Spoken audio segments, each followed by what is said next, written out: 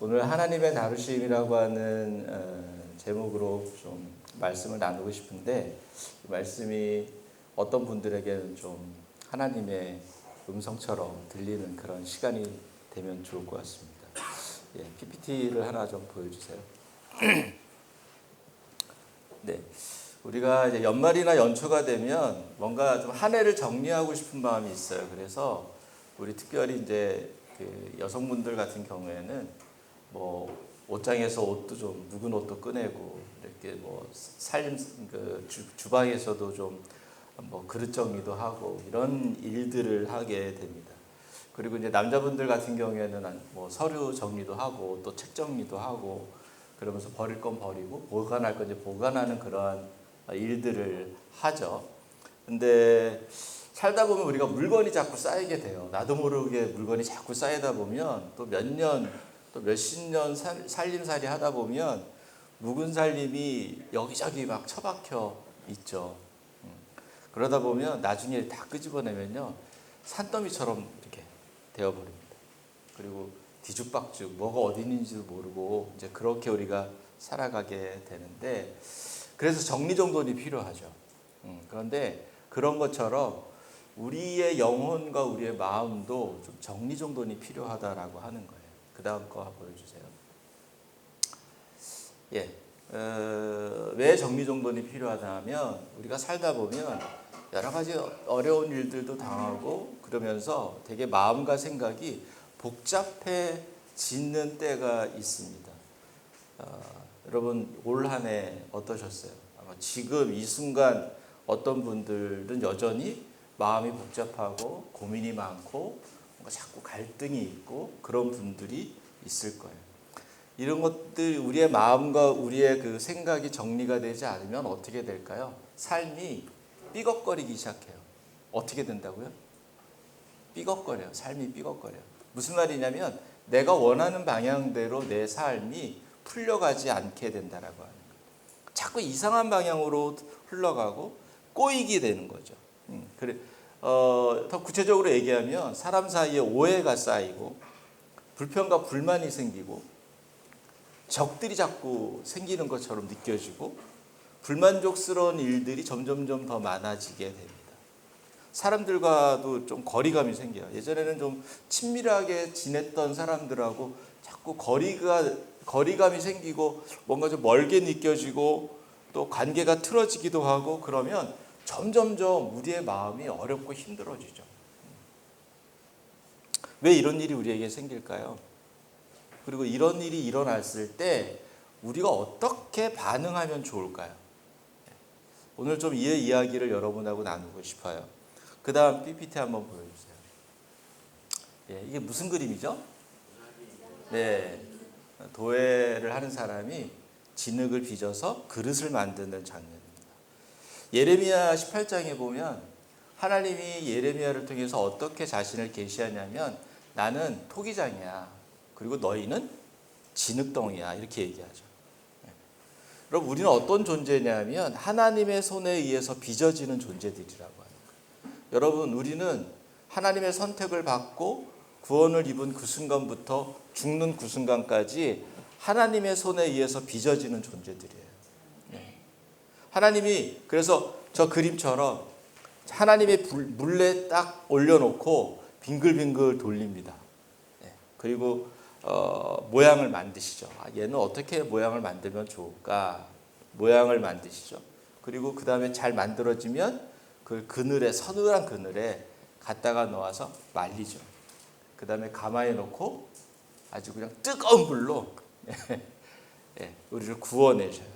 그리고 유약을 바르고 조각칼로 그림을 새기기도 하고 그림을 그리기도 하시고, 그 다음에 유약을 발라서 다시 가마에 집어넣죠. 그런데 여러분, 진흙의 입장에서 보면 이 과정 하나하나가 어때요? 어떨 것 같으세요? 되게 힘든 과정. 어지럽죠. 빙글빙글 돌리면 어지러워요.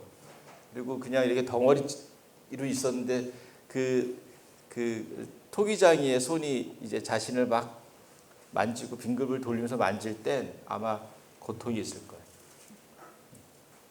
그러면서 이 진흙은 토기장이가 원하는 모습으로 바뀌어가게 됩니다. 이 진흙이 그냥 뭐 아무런 모양도 없는 이 진흙덩이가 토기장의 손에 의해서 아름다운 그릇으로 변해가는 과정을 저는 뭐라고 부르고 싶냐면 오늘의 제목처럼 하나님의 다루심이라고 부르고 싶어요. 뭐라고요? 우리는 모두 하나님의 다루심 속에서 살아가고 있는 거예요. 우리가 살다 보면 되게 다양한 경험들을 합니다. 재정 때문에 어려운 순간들이 우리는 계속 있어요. 이건 가난한 사람과 부자나 상관없어요. 부자들도 재정 때문에 어려움이 있을까요? 있습니다. 돈의 규모가 다른 거죠. 우리는 뭐 1, 20만 원, 뭐 2, 300만 원, 2, 3천만 원이 막 그거 가지고 달 벌벌벌 떠는데 재벌들은 뭐 수천억, 몇 조 원 가지고 벌벌벌 떨어요. 똑같이 재정이 어려움을 겪죠. 인간관계? 예. 친구라고 생각했던 사람한테 배신을 당하고 저 사람이 나를 욕하는 것 같고 왠지 모르게 가깝게 느껴졌던 사람에 대해서 내가 신뢰를 잃어버리고 미움의 감정이 생기고 이런 우리 마음의 변화 때문에 또 힘들어지기도 합니다. 직업 때문에 고민할 거예요.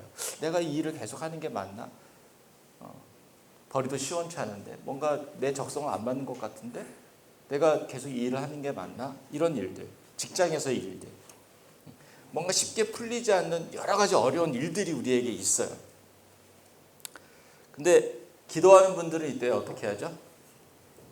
어떻게 해요? 기도하는 분들은. 여기 기도하는 분들이 없나 봐요? 대답이 없네. 기도하죠. 예, 어려운 줄만 아네요.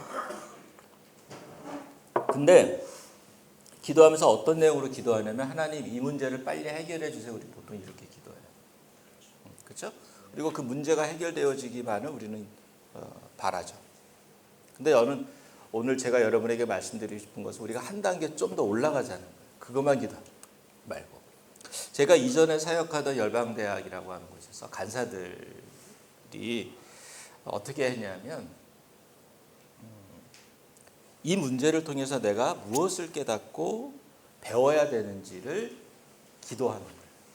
당연히 뭐 문제가 해결되어지기를 위해서 기도하지만 그 다음에 또 하나의 기도가 뭐냐면 하나님 내가 지금 이 어려운 난간에 부딪혔는데 이걸 통해서 제가 뭘 깨달아야 될까요? 제가 뭘 배워야 될까요? 하나님은 저에게 무엇을 가르치기를 원하세요? 이 질문을 계속 하게 된다라고 하는 거죠. 그러면서 말씀을 묵상하고 책을 읽고 또 기도를 하고 예배를 드려요. 계속해서. 그러면 어느 순간에 하나님의 그 마음과 하나님의 생각을 깨닫게 하시는 그런 순간이 있어요. 그러니까 뭐 책을 읽거나 묵상하거나 뭐 다양한 방법으로 하나님 누군가의 대화를 통해서 그런 일들을 하신다라고 하는 것입니다. 그러면 문제는 해결되지 않았는데요. 그 갈등하고 고민하고 힘들어하던 내 마음이 평안함이 찾아오게 되는 거예요.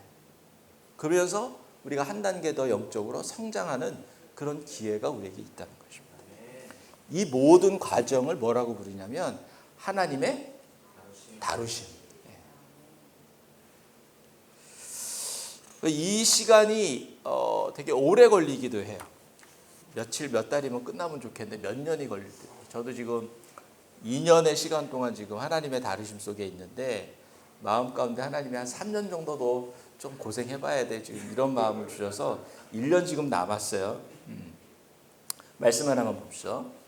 말씀 좀 비춰주세요. 잘 보이실지 모르겠는데 히브리서 12장 6절과 8절 한번 보이시는 분들은 큰 목소리로 한번 읽어주십시오. 시작. 주께서 그 사랑하시는 자를 징계하시고 그가 받아들이시는 아들마다 채찍질하심으로 하였으니 너희가 참음은 징계를 받기 위함이라. 하나님의 아들과 같이 너희를 대우하시나니 어찌 아버지가 징계하지 않는 아들이 있으리요. 아멘.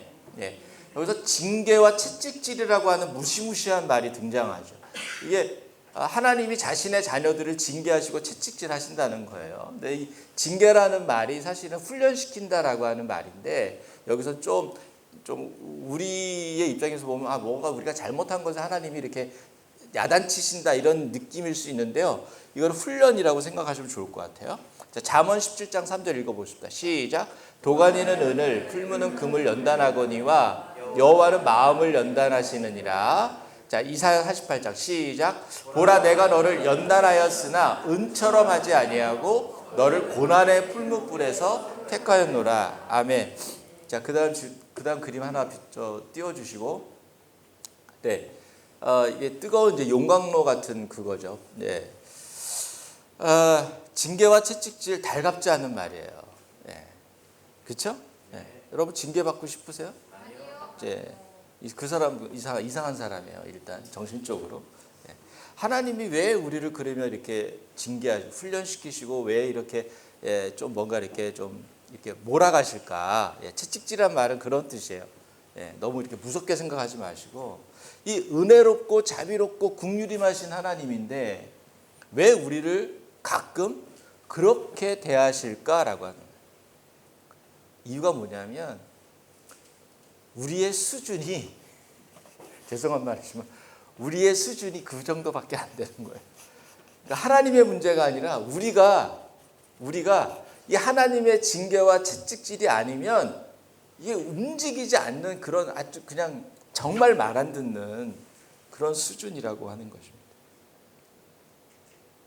그 로마서 바울이 뭐라고 얘기해요? 우리는 본질상 뭐다? 진노의 자녀다. 진노의 자녀. 진노를 불러일으키는 자녀. 여러분, 아주 여러분 부모님들 여러분 정말 내가 저놈만 보면 솔직히 화가 나 죽겠어. 이런 놈 있어요, 없어요? 없어요. 예, 다행입니다. 예. 얼굴에 거짓말이라고 쓰여 있어요. 그런데 하나님이 그러한 우리를 택하시고 부르셨다는 거죠. 그리고 자녀까지 삼으셨어요.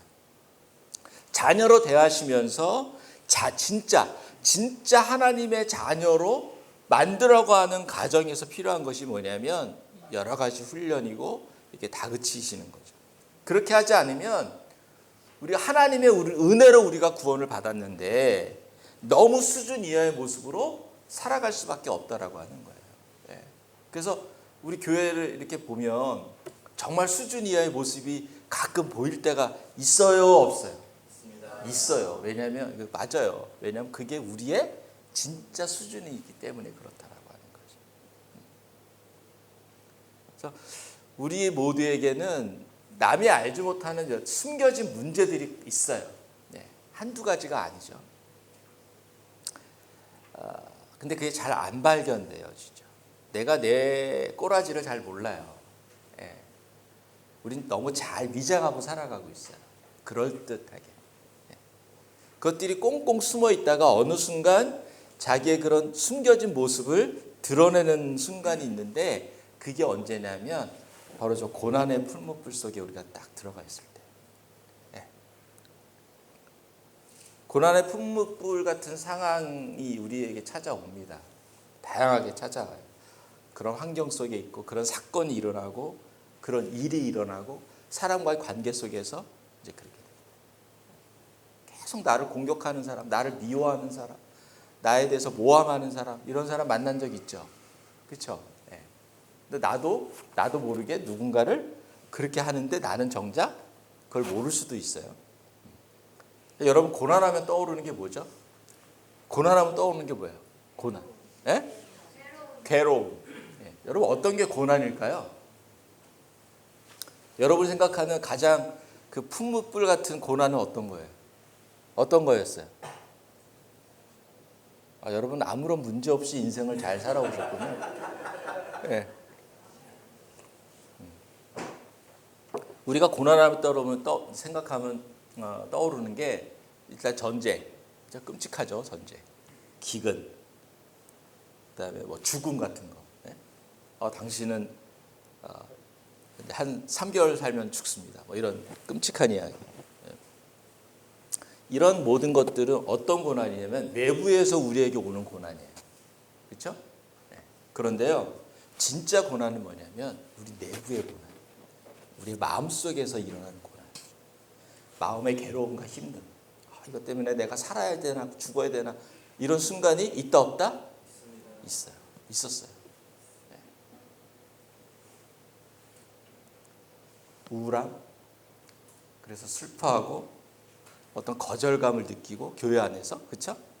그리고 교회 안에서 어떤 사람의 말이나 행동 때문에 내가 수치심을 느끼고 이런 것들 때문에 내가 교회를 떠나고 싶은 마음도 들고, 이런 것들이 다 뭐냐면 우리 마음 안에서 일어나고 있는 내부의 고난이죠. 그러니까 외부의 고난이 오면 더 고통스럽고 힘든 건 우리의 내면 안에서 더 힘든 그런 감정이나 느낌들 때문에 어렵죠. 여러분 지금 어떠한 고난의 풀무불 속에 있는지 저는 궁금합니다. 여러분 지금 고난의 풀무불 속에 있나요? 난 솔직히 있는 것 같아. 한번 손 들어보세요. 반만 손 드세요. 반만. 아니 이렇게 가슴 앞에다 딱 들고, 다른 사람들이 보면 창피하니까 예. 살짝만 손 들어보세요. 몇 명인지 제가. 예. 네. 솔직하게 말씀해 주셔서 감사합니다. 손을 안 드신 분들은 제가 보니까 아직 깨닫지 못하는 것 같아요. 내가 고난의 풀무불 속에 있는 줄 보니까 안타깝습니다.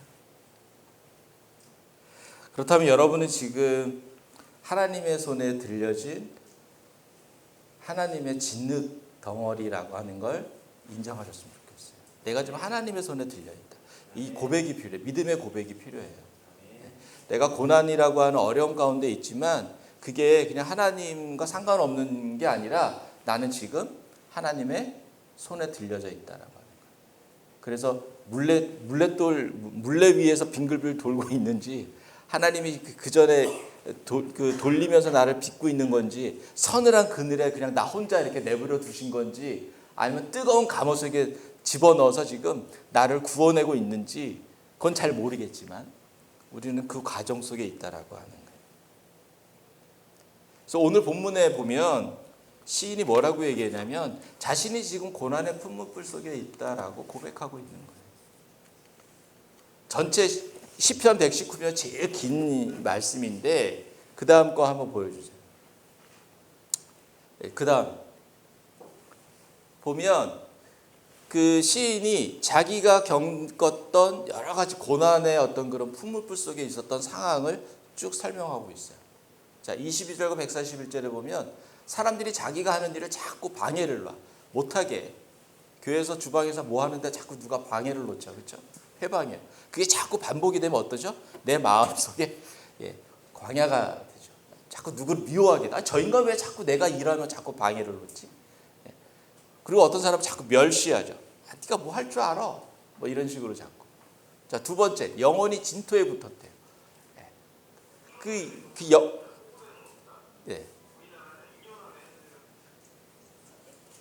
네, 지방 방송은 꺼주시면 좋겠습니다.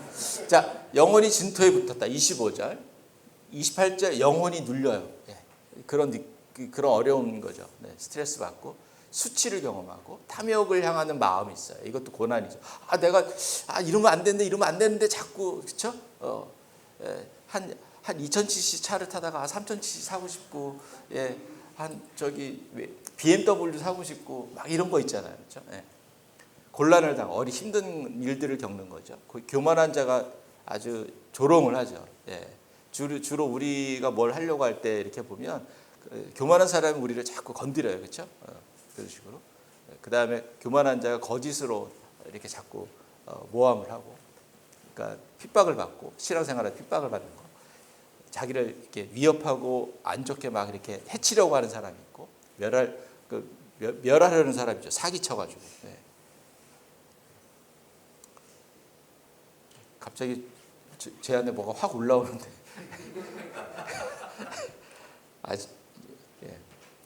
저희 둘째가 보이스피싱을 당했어요. 근데 그 일을 한 놈이 아주 그냥 진짜 사악한 놈인데, 한 일주일 됐습니다. 고난이 아주 막심한 거죠. 도대체 이 고난은 해결이 안 될 것 같아. 저도 빚이 7억 있었어요. 지금은 다 해결됐는데, 이건 제가 해결할 수 있는 문제가 아니에요. 이 금액을. 사람의 압박이 있고, 사람을 통해서 오는 스트레스가 있잖아요. 관계가 안 좋고 할 때. 이런 고난을 다 겪었다는 거예요. 자, 이 중에서 여러분이 겪은 고난의 풀무불이 있습니까? 없습니까? 있습니다. 여러분 무엇을 해서 이때? 하나님이 여러분의 어떤 부분을 다뤘다고 생각하세요? 뭔가 다루심을 받았나요? 대부분의 경우 우리는 하나님 이 불이 너무 뜨거우니까 빨리 꺼주세요. 빨리 해결해 주세요. 우리 이렇게만 기도해요. 그래서 문제를 해결했는지 모르지만 우리 속에 태워 없어야 될 우리의 문제들은 그대로 남아있다는 거죠. 그러니까 반복된 문제들을 우리는 자꾸 걸어가게 되는 거예요. 인간관계의 문제를 해결하지 못하면 똑같은 비슷한 인간관계 문제 때문에 우리가 계속 넘어지고 쓰러집니다. 왜냐하면 우리가 그 문제를 뛰어넘지 못했기 때문에. 문제를 해결하려고만 했지 그 속에서 내가 뭘 깨닫고 무엇을 배우고 내가 어떤 부분을 바꿔야 되는지에 대해서 전혀 하나님의 지혜를 배우지 못한 거예요. 자, 그 다음 거 볼까요? 이거 다른 거 띄워주기로 했죠? 이렇게. 네. 제가 좋아하는 찬양. 저희 가정이 요즘에 가장 많이 듣는 찬양이에요. 예. 자, 한번 제가 같이 한번 읽어볼게요. 예. 시간이 충분하지 않아서 찬양을 들을 수는 없을 것 같고, 뭐 가사를 생각하면서 보죠. 한번 같이 읽어봅시다. 시작. 왜 나를 깊은 어둠 속에 홀로 두시는지, 어두운 밤은 왜 그리 길었는지, 나를 고독하게 나를 낮아지게 광야에 서 있네. 주님만 내 도움이 되시고 주님만 내 빛이 되시는, 주님만 내 친구 되시는 광야. 주님 손 놓고는 단 하루도 살 수 없는 곳 광야에 서 있네. 왜 나를 깊은 어둠 속에 홀로 두시는지, 어두운 밤은 왜 그리 길었는지, 나를 고독하게 나를 낮아지게 광야에 서 있네. 주님만 내 도움이 되시고 주님만 내 빛이 되시는, 주님만 내 친구 되시는 광야. 예, 주님 손 놓고는 단 하루도 살 수 없는 곳 광야. 주께서 나를 사용하시려 나를 더 정결케 하시려 나를 택하여 보내신 그곳 광야. 성령이 내 영을 다시 태어나게 하는 곳 광야. 내 자아가 산산이 깨지고 높아지려 했던 내 꿈도 주님 앞에 내어놓고 오직 주님 뜻만 이루어지기를, 나를 통해 주님만 드러나시기를 광야를 지나며. 네, 끝이죠? 네. 여러분 이스라엘이요, 이집트를 탈출해서 어디로 들어갔어요? 가나안 땅으로 바로 안 들어갑니다. 광야로 들어갑니다. 여러분 왜 그럴까? 이스라엘은 하나님의 은혜로 구원받았어요. 예, 그냥 아무도 알지 못하는 그냥 이름 없는 그런 민족, 노예로 살아가고 있는 그 민족을 하나님이 기억하시고 그들을 구원해내셨어요. 아무것도 한 게 없어요, 이스라엘은. 그들은 그냥 짐을 싸고 있다가 기회가 왔을 때 탈출했어요. 그리고 홍해 앞에 딱 갔더니 죽게 생겼네. 그럴 때 하나님이 홍해가 갈라지는 기적을 쫙 일으키시죠. 문제가 해결된 거예요. 그리고 그들이 들어간 곳이 광야였어요. 거기서 배고픔을 경험하고 목마름을 경험하고 추위를 경험하고 더위를 경험하면서 온갖 고생이란 고생은 다 합니다. 하나님이 그것들을 하나씩 다 해결해 주시죠. 그런데 그때마다 이스라엘은 어떤 반응을 하냐면 자기들의 숨겨진 본성을 다 드러내기 시작해요. 그래서 원망하고 불평하고 불신앙의 모습들을 보여주죠. 예. 이걸 하나님이 다루시는 거예요, 지금. 은혜로 구원을 받았지만 변한 것이 없어요, 이스라엘은. 이제 하나님이 이런 이스라엘의 모습을 하나하나 어떻게 하냐면 천천히 새롭게 변화시켜가는 계획을 가지고 있는 거죠. 그래서 광야에서 뺑뺑이를 돌리는 거예요. 여러분 군대를 가면 훈련소에서 훈련복으로 딱 갈아입습니다. 훈련소 생활을 하게 되죠. 민간인으로 살다가 갑자기 하루 아침에 훈련소 갔더니 훈련복을 입고 군인이 되었어요. 근데 군복을 입었으니까 군인처럼 보이기는 하지만 아직 그 정신과 태도와 이런 것들은 군인이 아직 아니에요. 그렇죠? 여전히 민간인이에요. 바뀌지 않았죠. 근데 갑자기 호각 소리가 들리며 집합 그럽니다. 집합명령이 떨어지니까 이제 달려가서 딱 줄을 씁니다. 그때부터 뭐가 시작돼요? 얼차려가 시작이 되는 거예요. 앞으로 지침, 뒤로 지침, 좌우로 굴러. 자, 선착순 한 명 막 뛰어. 그거를 몇 시간 하면서 뭐가 빠져요? 민간인의 때가 벗겨지기 시작하는 거예요. 군인 정신이 머릿속에 와서 바뀌죠. 이 훈련소가 광야의 시간이죠. 여러분, 우리가 모두 하나님의 은혜로 구원을 받았어요. 내가 뭔가 열심히 기도하고 뭔가 영적인 뭔가 훈련을 하고 그래서 하나님이 나를 기특하게 여겨가지고 나를 구원한 게 아니라 세상에서 막 굴러먹던 우리를 하나님이 그냥 데리고 온 거예요. 여기에다가. 예. 근데 다 개차반이야. 죄송합니다. 이런 표현을 써서. 예. 그냥 막 살던 놈들을 불러다가 하나님이 딱 불러놨더니 다 우리가 뭐 성도님 얘기하지만 그게 아닌 거야. 군복을 입었는데 여전히 뭐야? 민간인의 모습을 하고 있다라고 하는 거예요.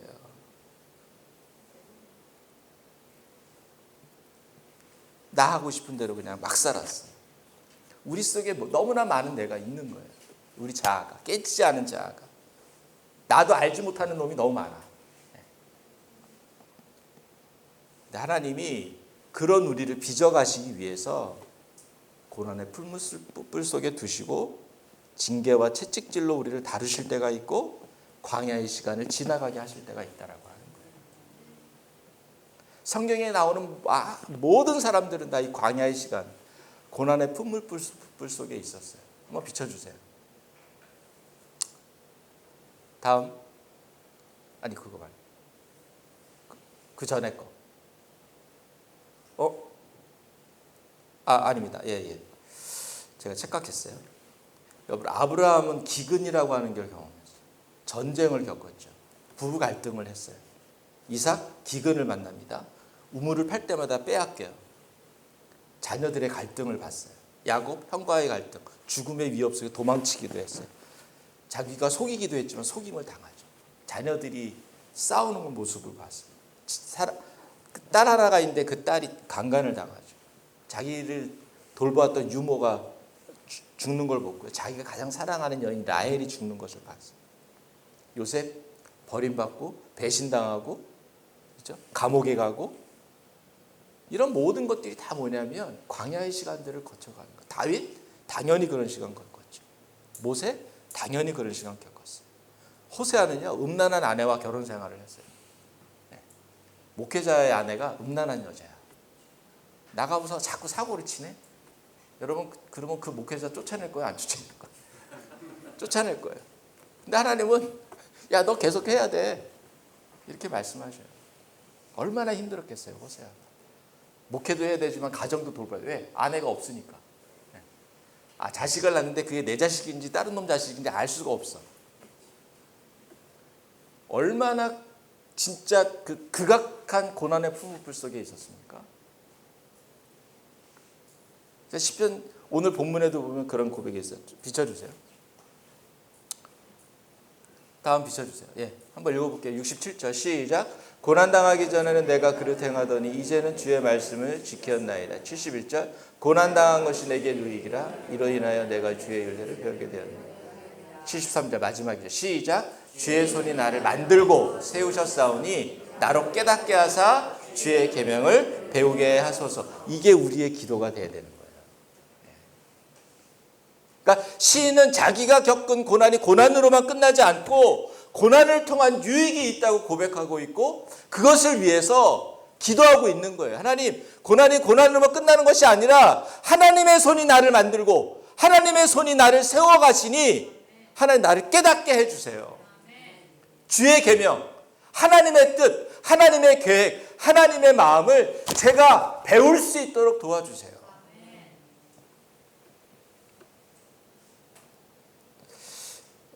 제가 제주에서부터 만나고 우리 부부, 저희 부부가 같이 만나는 장로님 부부가 있는데 아내 되시는 집사님이 이 고난의 시간을 겪었어요. 이분이 한 20년 가까이 교제하던 그 선생님이 있어요. 약사 선생님인데 이제 그분과 갈등이 찾아왔는데 그 갈등이 이 집사님의 삶을 완전히 그냥 흔들어 놓기 시작했어요. 깊은 우울증에 빠지고 공황 상태가 오기 시작했어요.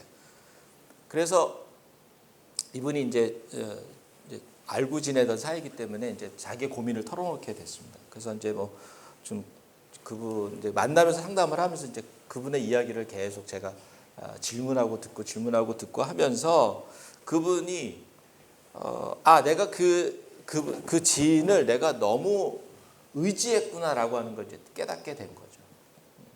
근데 왜 의지했냐면 그 집사님의 가정이 깨어진 가정이 아버지가 알코올 중독에다가 엄마는 이제 그런 가정에서 자녀들을 돌봐야 되니까 전혀 그러니까 살아야 되니까 자녀들을 돌볼 수 없는 그런 상황 속에 있었어요. 그러니까 늘 외로움 가운데 있어서 둘째였기 때문에 관심을 못 받았어요. 그리고 좀 자기의 외모가 좀 이렇게 못났다고 생각해서 사람들이 자기를 좋아하지 않는다라고 생각을 한 거죠. 근데 그러다 보니까 누군가가 자기를 딱 좋아해주고 인정해주고 이렇게 하면 이분은 자기의 간이고 쓸기고 다 빼주는 분이에요. 그러니까 이 약사라고 하는 그분이 약사인데 이 지인이 약사인데 그러니까 이 분이 그러니까 이 집사님을 이제 결과적으로 이용한 거예요. 뭐 약국도 지키게 하고 심부름도 시키고 뭐 아이 픽업을 하게 하고 근데 이런 일들을 할 때 겹치는 일이 뭐냐면 남편하고 뭔가가 남편이 도움을 청하거나 자녀들을 뭐 해야 되는데 그거 다 안 하고 오직 누구 일만 그 지인의 그것만 하는 거예요. 근데 이제 그분하고 갈등이 생긴 거죠. 병원도 찾아가서 약도 먹고. 근데 이제 이분이 기도하는데 하나님이 그런 마음을 주셨대. 네가 모르는 신을 네가 네 마음속에서 지금 섬기고 있어. 이런 마음을 주셨대요.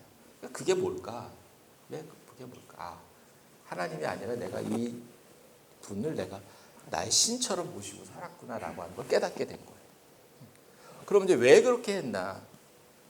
이분은 내가 그분과 같이 있고 그 지인과 같이 있고 그 지인이 나를 그렇게 찾고 도움을 청하면 내가 마치 그 사람하고 동등한 사람이 된 것처럼 생각을 했다는 거예요. 많이 배우고 약사니까 능력 있는 사람이니까.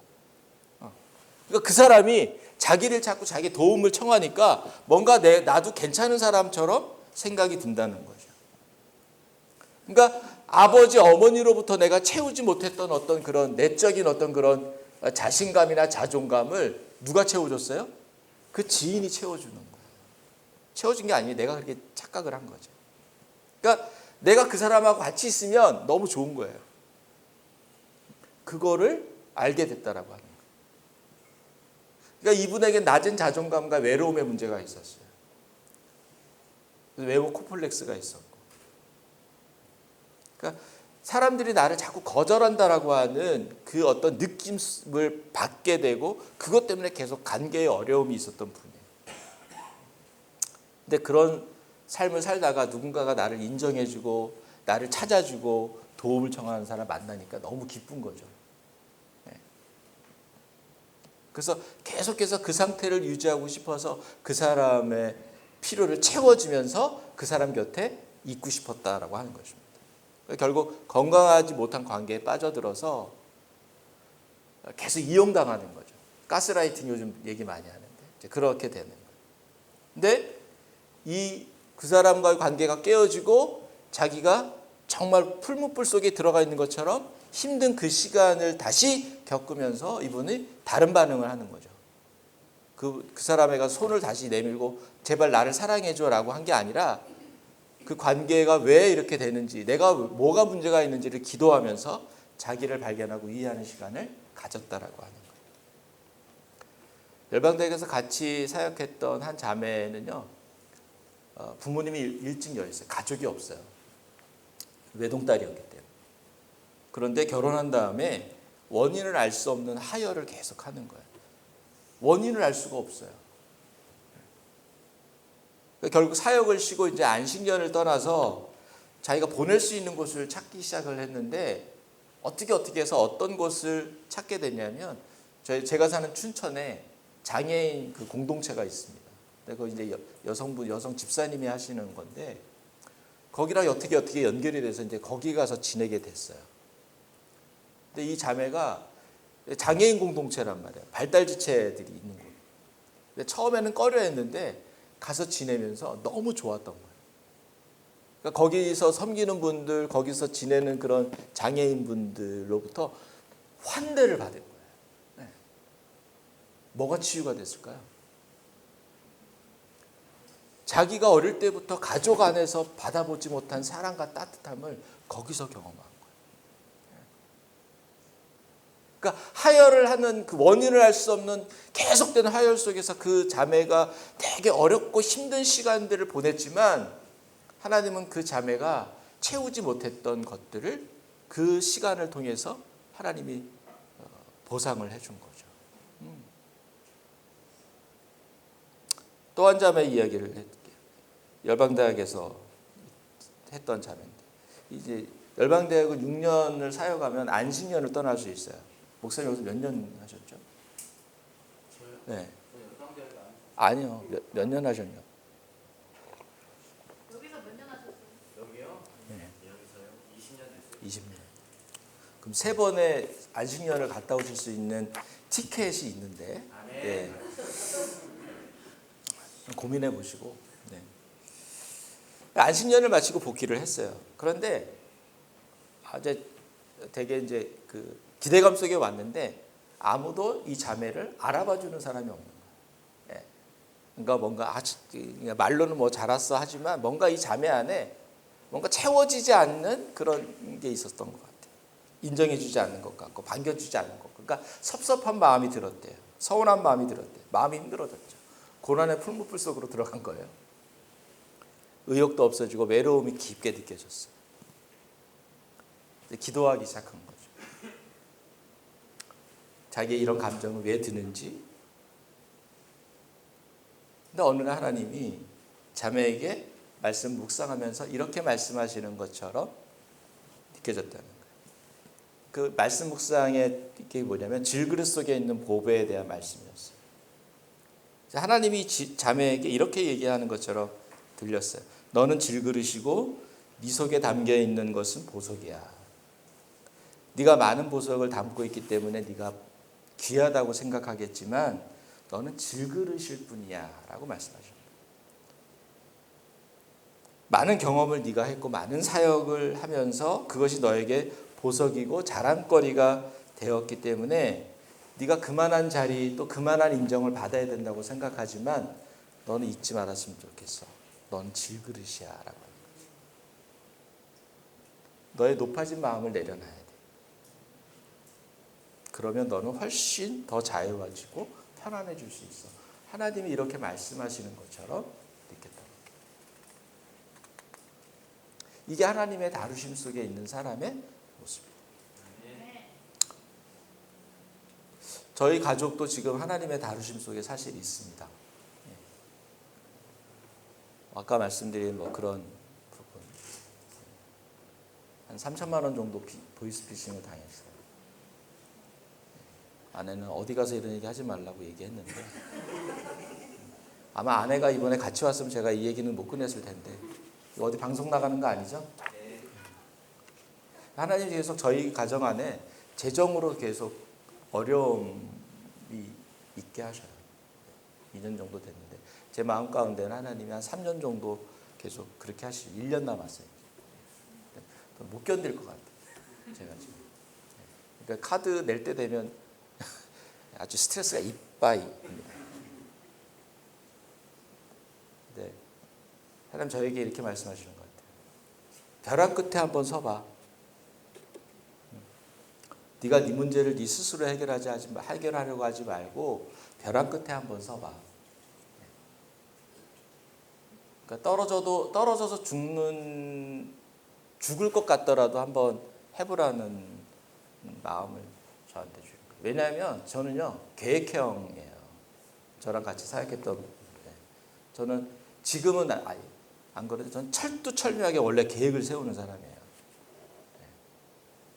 그러니까 모든 걸 제가 통제하고 제가 이렇게 해야 되는 사람이에요. 근데 많이 내려놨음에도 불구하고 그러니까 뭐가 문제가 생기는 거 저는 되게 싫어하는 사람이에요.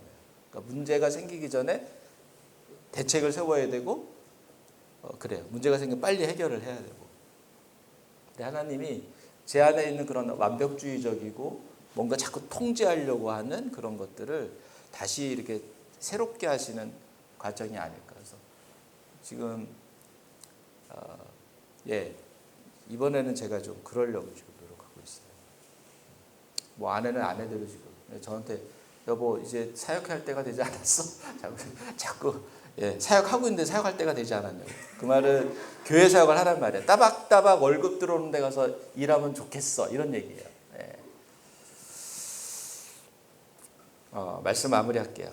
우리가 오늘 인정하고 받아들여야 하는 한 가지 중요한 사실이 있는데 우리는 모두 내가 알지 못하는 문제들이 오래된 먼지처럼 우리의 영혼 속에 쌓여 있다라고 하는 거예요. 그리고 그것 전부 아시는 하나님은 하나하나 것들을 정리하고 닦아내기를 원하셔요. 그래서 하나님 우리를 다루시는 거예요.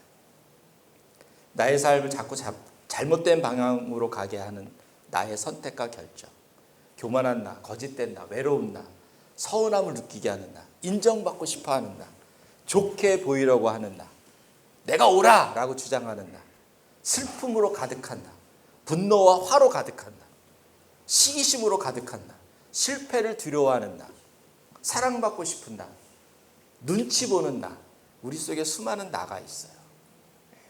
이것들이 언제 드러나냐면 고난의 품불 속에 있어서 드러나요.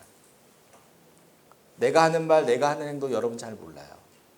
그러면서 나는 항상 옳다고, 나는 문제가 없다고 생각하며 착각적에 살고 있죠. 이혼승려 캠프라고 하는 TV 드라마, 예능 프로그램이 있어요. 보신 분? 늦게 하는데, 보셔야 돼요. 그거 꼭 보세요. 재방송이라도 보세요. 거기 보면 여러분의 모습을 그 출연자들을 통해서 볼 수 있을 거예요. 깨어진 가정. 이혼 직전에 사람들이 나와가지고 네가 문제야라고 지적질을 하는 사람들이 나중에 다 딱 요거 아시죠? 손가락 하나 너를 가리키지만 나머지 손가락은 누구를 가리킨다? 나를 가리킨다. 딱 그거예요. 그 이야기가 다 계속해서 반복이 돼요. 재밌는 건 뭔지, 그러니까 CCTV를 찍어놓고 이제 그 부부가 어떻게 사는지를 이제 하는데 남편은 어떻게 잘못하는지 아내는 어떻게 잘못하는지 보여주는데 그 자기 모습을 보면서 아내한테 물어요. 내가 정말 저래? 이게 무슨 말이에요? 내가 나를 모른다는 거예요. 내 말이, 내 행동이 상대방에게 어떻게 어려움을 주고 문제를 일으키는지 우린 전혀 몰라요. 전혀 몰라요. 저는 각 가정마다 결혼하면 CCTV를 하나씩 선물해 주고 싶어요. 그러니까 부부싸움 할 때마다 보라고. 나중에 끝난 다음에 자 우리가 어떻게 얘기했는지 어떻게 싸움했는지 우리가 한번 보자. 그런데 피드백이 될 거네요 스스로. 목사님 곧 결혼하는 커플에게 뭘 드리라고요? CCTV 선물. 저도 제 아내 12시가 넘었군요. 제 아내하고 부부싸움 하면 답답한 게 그거예요. 결국 이거예요. 네가 오라 내가 오라. 근데 저는 머리가 나빠가지고요. 제가 30초 전에 한 얘기를 까먹어요. 근데 아내는 기억력이 좋아서 다 기억하고 있어요. 억울해요. 저랑 같은 심정이죠.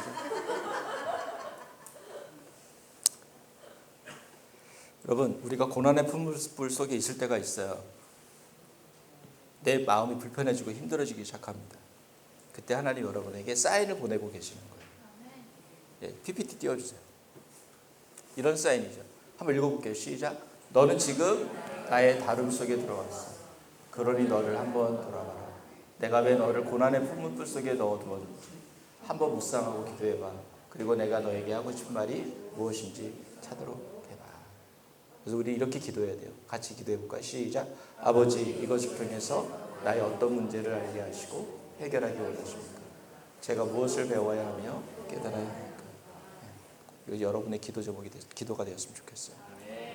여러분 교회는요, 가정은요, 결혼 생활은요, 때때로 가끔 자주 우리를 고난의 품불 속으로 들어가게 하는 아주 좋은 훈련 장소예요. 우리가 이곳에서 연단되어지고 단련되어지는 것입니다. 우리 나의 지체가, 나의 가족이, 나의 직장 동료나 선배나 후배가 나를 내려치는 망치와 정의 역할을 하게 돼요. 우리는 모두 하나님의 손에 들려진 진흙들입니다. 하나님이 우리를 빚어가고 계신다라고 하는 걸 믿으시기 바랍니다. 우리는 모두 광야의 시간을 걸어가고 있어요. 광야를 벗어나게 해달라고 하지 말고 하나님, 내가 이곳에서 다루어야 될 게 뭔지, 나의 자아가 어떻게 깨어져야 되는지 하나님 저에게 지혜를 주세요. 그렇게 기도하는 여러분이 되기를 원합니다. 여러분, 하나님의 다루심 속에 있는데 자기의 자아를 깨뜨리지 않으려고 버팅기는 사람이 되지 않았으면 좋겠어요. 고집 피우는 사람이 되지 않았으면 좋겠어요. 엎드리는 사람이 되었으면 좋겠습니다. 그래서 여러분의 강야가, 여러분의 고난의 풍물불이 더 활활 타오르지 않고 길어지지 않기를 바랄 뿐입니다. 기도합시다. 우리 이 시간 이렇게 기도할까? 그러니까 기도라기보다는 잠깐 들은 말씀을 기억하면서 여러분의 마음 가운데 이렇게 와닿는 어떤 말씀, 설교 내용을 좀 생각해 보시면서 하나님, 제가 무엇을 깨닫고 무엇을 알아야 되는지,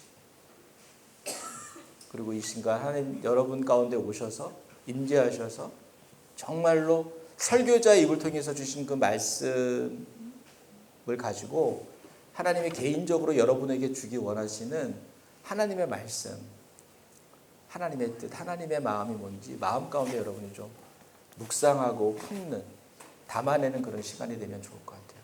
잠깐 1분 정도만 여러분 좀 침묵 속에서 하나님 말씀해 주세요. 깨닫게 해주세요. 제 마음 가운데 제가 담아서 가야 될 하나님의 말씀을 저에게 알려주세요. 좀 그런 마음으로 묵상하면서 기도하면 좋겠습니다.